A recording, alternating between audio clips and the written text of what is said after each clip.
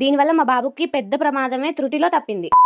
ఇక మ్యాటర్ అనేది చెప్పే ముందు మమ్మీస్ అయితే ఖచ్చితంగా ఈ వీడియో లాస్ట్ వరకు చూడాలి. మా బాబుకు చేసిన మిస్టేక్ మీరు అస్సలు చేయకండి, అసలు పొరపాటును కూడా చేయకండి. జలుబు చేసినప్పుడు మనం ఇవైతే వాడతాం కదా, సో ఈ రెండిట్లో ఏది బెస్ట్ అనేది నేనైతే ఇవాళ ఈ వీడియోలో డిఫరెన్స్ చూపిస్తాను. ఆ వాడికి ఎంత జలుబు చేసిందంటే అసలు నైట్ అంతా కూడా గుర్రు గుర్రు అంటుండు, బాగా అంటుండ అనమాట. సో పెద్ద వాక్యూమ్లు మీకు ఐడియా ఉంటాయి, హాస్పిటల్స్ లో దొరుకుతాయి, ఇప్పుడు అమెజాన్ లో కూడా దొరుకుతాయి అనమాట. సో ఇదేంటంటే నేను ఇది తెప్పిద్దామంటే అది పెద్దగా ఉంటది కదా, వాడికి నోస్ లో పెట్టినప్పుడు వాడికి ఏమైనా పెయిన్ వస్తుందేమో, చిన్నవి మనకి షాప్ లో దొరుకుతాయి అనేసి మా హస్బెండ్ పంపించారనమాట.